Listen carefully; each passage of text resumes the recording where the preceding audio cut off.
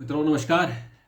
आज का अखबार में फिर आपका स्वागत है और रोज़ की तरह आज भी मैं आपके लिए बहुत महत्वपूर्ण खबरें लेकर आया हूँ। अरुणाचल प्रदेश के तवांग में जो चीन ने खुड़पेच की थी, अतिक्रमण करने की कोशिश की, जो सीमा रेखा है उसमें परिवर्तन करने की कोशिश की, उसके चलते देश में थोड़ी सी नाराज़गी है। और आज चीन और भारत के बीच में कुछ राजनयिक स्तर पर भी बातचीत हुई है और चीन ने एश्योर किया कि दोबारा इस तरह की घटनाएं नहीं घटेगी।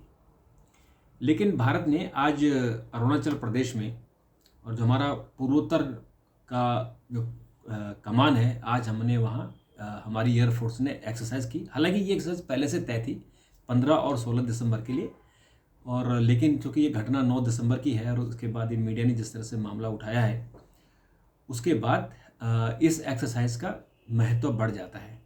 तो अरुणाचल प्रदेश में वास्तविक नियंत्रण रेखा LAC पर चीन के साथ तनाव के बीच वायुसेना ने बृहस्पतिवार को पूर्वोत्तर में एक बड़ा अभ्यास शुरू किया है। इस अभ्यास में राफेल लड़ाकू विमानों को भी शामिल किया गया है।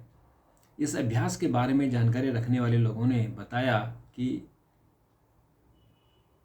बड़े पैमाने पर किए गए इस तरह के दो दिवसीय अभ्यास में लगभग सभी अग्रिम पंक्ति के लड़ाकू विमान एवं क्षेत्र के में तैनात अन्य परिसंपत्तियां शामिल हो गई हैं, वायुसेना के ने भी एक ट्वीट में बताया है। और वायुसेना ने ये भी बताया है कि ये पहले से ही तय था। और आज वायुसेना के बेड़े में एक और जहाज जुड़ गया है। जो राफेल हमारे देश में आए हैं, टोटल 36 आने थे, तो 36वां भी आज हमारे देश में पहुंच गया और वो भी आज कलकत्ता में उसका भी स्वागत किया गया।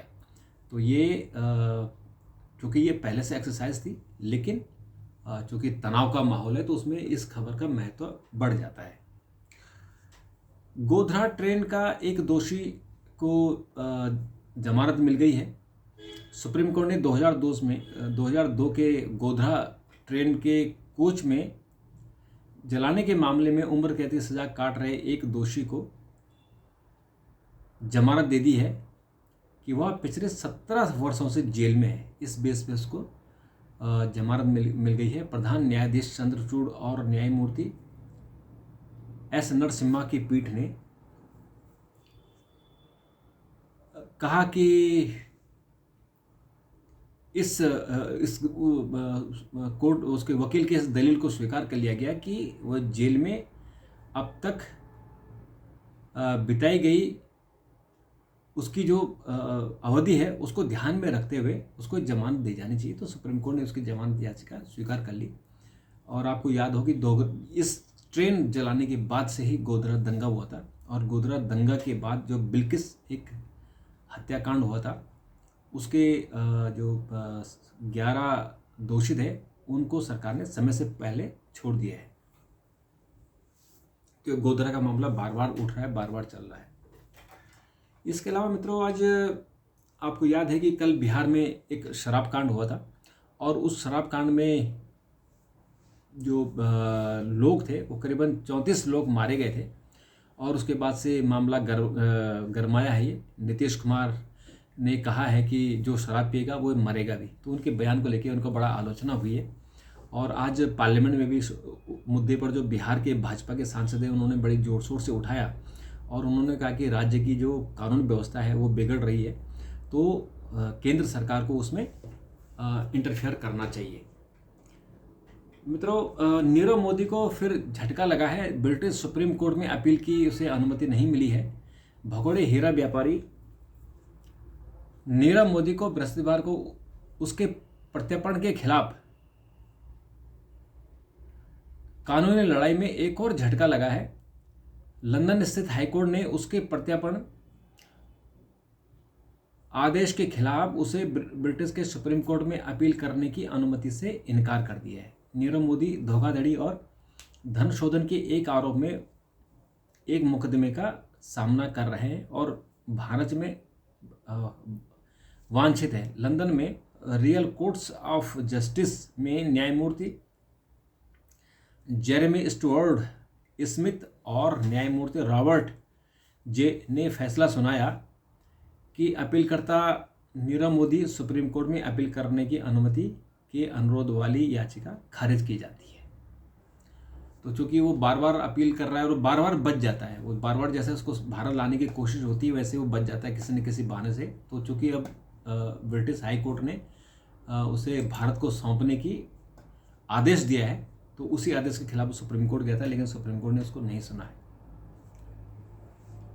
मित्रों, अगर आपको याद हो तो मोदी सरकार ने सत्ता में आते ही आर्मी के लिए, सेनाओं के, तीनों सेनाओं के लिए 1 रैंक 1 पेंशन योजना शुरू की थी और उसका बड़ा भारी क्रेडिट लिया था, क्योंकि चुनाव को में ये जब 2014 का चुनाव था तो ये बहुत बड़ा इशू था।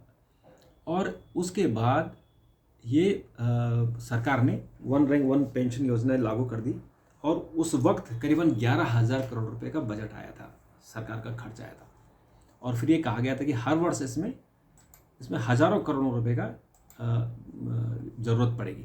पर चूंकि पॉलिटिकल इशू था तो उसमें सरकार ने ऐसा नहीं सोचा और योजना लागू कर दी। तो उसे जो हमारे आर्मी है, उनके जो रिटायर्ड लोग हैं, उन सबको उसका बेनिफिट हुआ। लेकिन अब क्या हुआ कि दिल्ली के उसके बाद क्या हुआ कि जो सशस्त्र बल हैं उन्हें उनको फिर सरकार ने, चूँकि पैसे की कमी हो गई तो उनको पेंशन देना, उनका जो बकाया था वो नहीं दे पाई है। तो लोग फिर सुप्रीम कोर्ट चले गए। तो सुप्रीम कोर्ट में आज केंद्र सरकार ने 15 मार्च 2023 तक का समय मांगा है और कहा है, सुप्रीम कोर्ट में कहा है कि अगर हमें आप इतने समय का टाइम देते हैं 15 मार्च तक का, तो हम फिर सबकी जो अतिरिक्त जो बकाया है उन सबको हम दे देंगे। तो सरकार ने ये भी कहा कि चूँकि सरकार सैद्धांतिक तौर पर इसे स्वीकार करती है तो इसलिए किसी भी संवैधानिक कमी से ग्रस्त भी नहीं है और नहीं मनमाना है। न्यायालय ने इस पर 3 महीने के भीतर बकाया, सुप्रीम कोर्ट ने कहा था कि 3 महीने के भीतर आप बकाया चुकाओ, लेकिन 3 महीना ख़त्म हो गए और अभी सरकार ने और 3 महीना मांगे। तो इस पर अभी सरकार सुप्रीम कोर्ट इस पर सुनवाई करेगी। मित्रों, आपको पता हो कि कल दिल्ली में कुछ जो लड़के थे, जो मन चले थे, उन्होंने एक लड़की के ऊपर, 17 साल की लड़की के ऊपर तेजाब डाल दिया और उसका चेहरा काफ़ी हद तक जल गया है और वो सफदरजंग हॉस्पिटल के आईसीयू में भर्ती है। तो पुलिस ने उन 3 लड़कों को गिरफ्तार कर दिया है जो नकाबपोश थे और मोटरसाइकिल में आए थे। और ये पश्चिमी दिल्ली के उत्तम नगर में ये घटना घटी थी। और उसके बाद से इन तीनों को आज पुलिस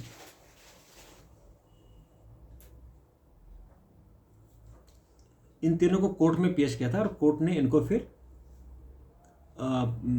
पुलिस रिमांड में भेज दिया है। आज की एक बहुत महत्वपूर्ण खबर है कि जो उत्तर प्रदेश का डॉन माफिया है मुख्तार अंसारी, ये इसका छोटा भाई अभी अफजल अंसारी सांसद है, वो भी जेल में है और ये भी सांसद थे। तो इनको तमाम मामलों में, एक नहीं कई मामले हैं, एक्सटॉर्शन के मामले हैं, फिरौती के मामले हैं, हत्या के मामले इन पर चल रहे हैं। तो इनको गैंगस्टर एक्ट में बंद किया गया था और ये पंजाब में थे, तो पंजाब से इनको लाकर बांदा जेल में बंद किया गया था। और आज इनको गाजीपुर की पुलिस ने, चूँकि गाजीपुर के रहने वाले हैं, गाजीपुर से चुनाव भी लड़े थे, तो इनको दंडित किया है और इनको 10-10 साल की, जो उनके उसके साथी हैं, एक तो भीम सिंह है और एक मुख्तार अंसारी हैं, इनको 10-10 साल की सज़ा सुनाई है और 5-5 लाख रुपए का जुर्माना भी लगाया है। 1996 में दर्ज गैंगस्टर मामले में 26 साल बाद कोर्ट ने गुरुवार को आरोपियों को दोषी करार दिया। देखिए आप, 26 साल बाद इनको दोषी करार दिया गया। तो अब ये बहस पूरी होने के बाद आज उनको सजा दी है।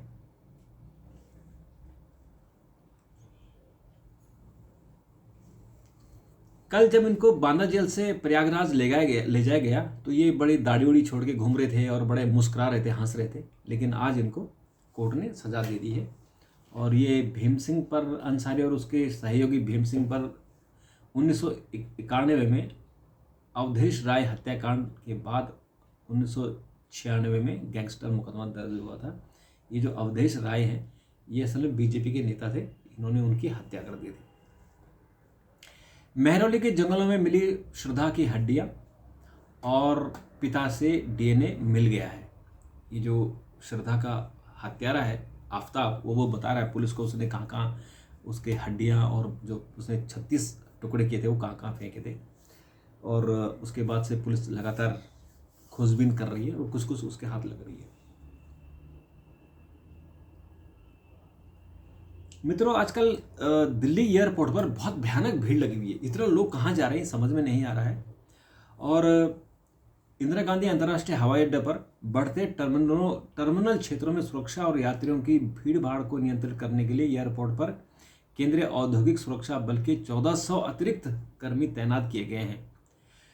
इस बात की जानकारी गृह मंत्री जो गृह सचिव है अजय भल्ला, उन्होंने एक मीटिंग हुई थी जो नागरिक उड्डयन मंत्रालय, नागरिक सुरक्षा ब्यूरो और आवर्जन ब्यूरो के अधिकारियों के साथ। उन्होंने बताया कि आजकल बड़ी भीड़ हो रही है, लोगों को संभालना मुश्किल हो रहा है, तो उसके लिए 1400 अतिरिक्त वहाँ कर्मचारी भेजे गए हैं।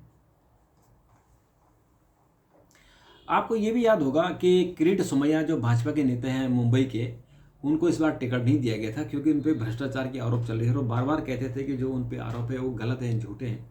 लेकिन उसके बावजूद मुकदमे तो मुकदमे होते हैं, कानूनी कार्रवाई होती है। तो आज उनको मुंबई के पुलिस ने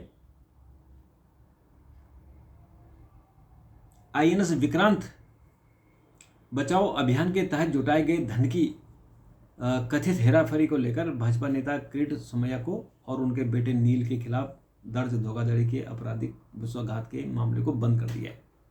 क्योंकि इन्होंने जो आईएनएस विक्रांत है उसके लिए चंदा इकट्ठा किया था और ऐसा आरोप है कि इन्होंने चंदे को इधर उधर कर दिया था। तो अब पुलिस ने वो मामला बंद कर दिया है। आबकारी नीति मामले में दाखिल आरोप पत्र पर अदालत ने संज्ञान लिया है। आम आदमी पार्टी के संचार प्रभारी नायर और व्यवसायी के अलावा 5 के खिलाफ समन जारी किया है। अदालत ने आबकारी नीति मामले में आम आदमी पार्टी के संचार प्रभारी विजय नायर और कारोबारी अभिषेक कोइनपल्ली के अलावा 2 लोक सेवकों एवं अन्य के खिलाफ दायर आरोप पत्र पर संज्ञान लिया है। राउज एवेन्यू कोर्ट के विशेष न्यायाधीश एम के नागपाल ने सभी के खिलाफ केंद्रीय जांच ब्यूरो की ओर से दाखिल आरोप पत्र पर संज्ञान लेते हुए सभी के खिलाफ समन जारी करते हुए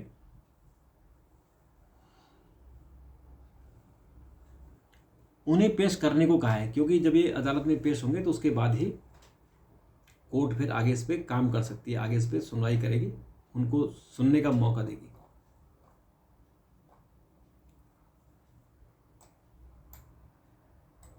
मित्रों, इसके अलावा जो महत्वपूर्ण बातें हैं, खबर है, उसमें एक खबर ये है कि जो एमबीबीएस की सीट है वो राज्य सरकार में 87 थी और पीजी की सीट अब 105% बढ़ गई है। गृह मंत्री, ये जो स्वास्थ्य मंत्री है मनसुख मांडविया, उन्होंने संसद भवन परिसर में पत्रकारों से कहा कि एमबीबीएस सीट की संख्या 87% बढ़ गई है और वहीं चिकित्सा के स्नातकोत्तर यानी पीजी कार्यक्रमों की संख्या 105 बढ़ गई है। तो चूंकि ये सवाल बार बार होते हैं कि सीटें की संख्या कम है, तो उन्होंने बताया कि हमारी सरकार में इस तरह से सीटें बढ़ी हैं। राज्यसभा का शून्यकाल आज हंगामे की भेंट चढ़ा। आज सदन की कार्रवाई 15-15 मिनट के लिए स्थगित हुई क्योंकि इसमें आज भी लोगों ने चीन का मुद्दा उठाया और बहस की मांग की, लेकिन सरकार ने इस पर बहस नहीं कराई तो इन्होंने हंगामा किया। संसदीय समिति ने युद्ध शहीदों के परिजनों की अनुग्रह राशि 10 लाख रुपए बढ़ाने की सिफारिश की है। रक्षा संबंधी संसद की स्थायी समिति ने सैनिकों के परिवारों के सदस्यों को उचित एवं सम्मानजनक राशि उपलब्ध कराने की जरूरत को रेखांकित करते हुए सरकार से प्रत्येक श्रेणी की अनुग्रह राशि में 10 लाख रुपए की बढ़ोतरी की मांग की है। तो ये सजेशन दिया है। और उन्होंने ये भी कहा है कि अगर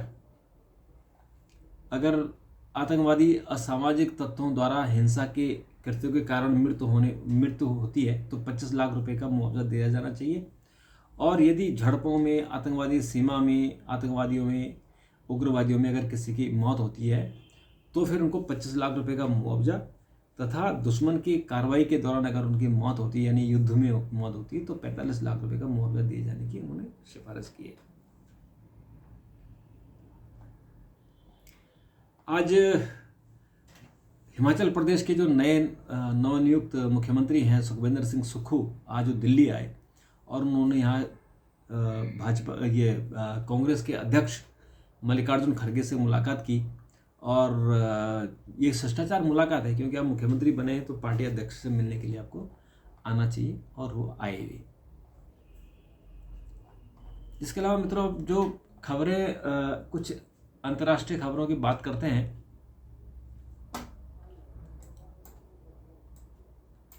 12 दिन का अमेरिकी वीज़ा कार्यक्रम शुरू।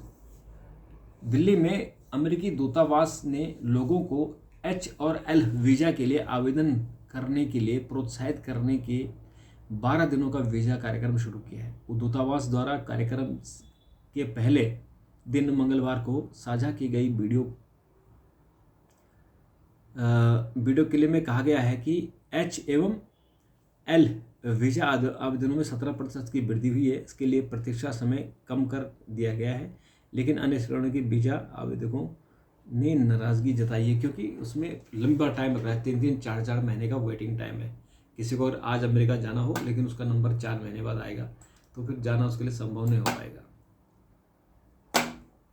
इसके अलावा मित्रों, भारत की जो UN की सुरक्षा परिषद में स्थायी सीट को लेकर कई लोग उसका समर्थन कर रहे हैं, और फ्रांस और ब्रिटेन ने भी इस बार समर्थन किया है। तो सवाल है कि जब सभी समर्थन कर रहे हैं तो रोक कौन रहा है? सिर्फ चीन उस पर वीटो लगाता है, लेकिन अगर सभी लोग सपोर्ट करें तो उसके वीटो का मतलब नहीं होना चाहिए था। मित्रों, पिछले साल 29 देशों के 115 मीडिया कर्मचारियों को खतरनाक रिपोर्टिंग के लिए उनको मारा गया है, चाहे आतंकवादियों ने मारा या इंसर्जेंसी में मारे। तो इस बार ज़्यादा लोग मरे, 115 लोग मरे।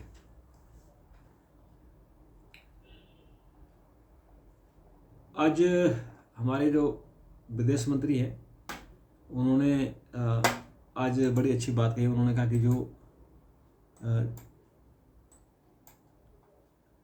जो लादेन को पनाह देने वाले लोग हैं वो उपदेश दे रहे हैं, क्योंकि आपको पता ही है कि लादेन को पनाह पाकिस्तान ने दी थी, और इस पर भारत बार बार ऑब्जेक्शन करता है। तो जब ये UN में पाकिस्तान कोई बात करता है, भारत पे आरोप लगाता है, तो भारत सरकार उसे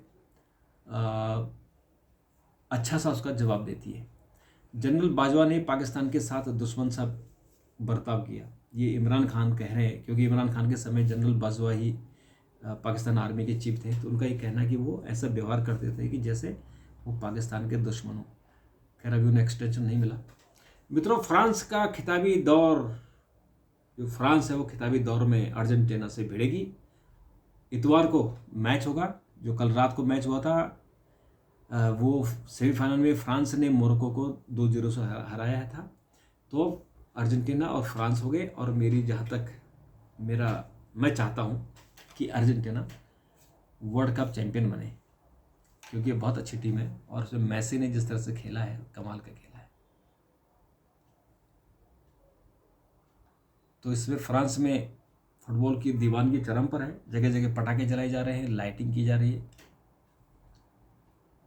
तो ये बड़ा सुखद रहा भारत के लिए।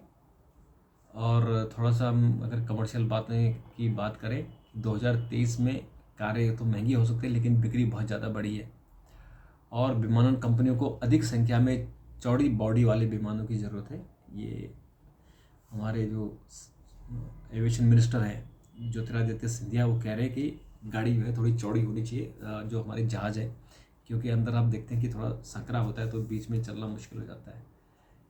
तो ये बात कर रहे हैं। और इसके अलावा ऑनलाइन गेमिंग पर लग सकता है 28% का GST। ये भी बहुत दिनों से कयास चल रहे हैं। 23 रुपये प्रति डॉलर के नज़दीक पहुंचा रुपया। बताइए रुपया कितना महंगा हो गया। 83 रुपया पहुंच गया है। और पाउंड तो 102 रुपये पहुंच गया है। बड़ा दुखद है, बड़ा खतरनाक है। इसके अलावा मित्रों एक खबर है कि जो एम्स है उस पर जो उसका सर्वर अटैक हुआ था और सर्वर हैक कर दिया गया है, उसको चीन ने किया था। चीन की तरफ से वो साइबर अटैक हुआ था और इस बात के पुख्ता प्रूफ मिले हैं। जो इंक्वायरी हुई है उस इंक्वायरी में पता लगा है ये ओरिजिन इन चाइना इसकी खोज हुई है। और चाइना को क्या जवाब दें, क्योंकि जो बदनाम है ये बदनाम लोगों का कुछ नहीं कर सकते हैं। ये किसी इनको अपनी इज्जत की फिक्र है न दूसरों की। तो मित्रों आज इतना ही। कल आपसे फिर मुलाकात होगी, लेकिन चैनल सब्सक्राइब करें और इसको मैं और सुधारने की कोशिश करूँगा। आप ज़्यादा से ज़्यादा मुझसे जुड़ें, तब जाके मैं फिर इसको तभी मेरा मन भी उत्साहित होगा। तो तब तक के लिए नमस्कार, थैंक यू, धन्यवाद।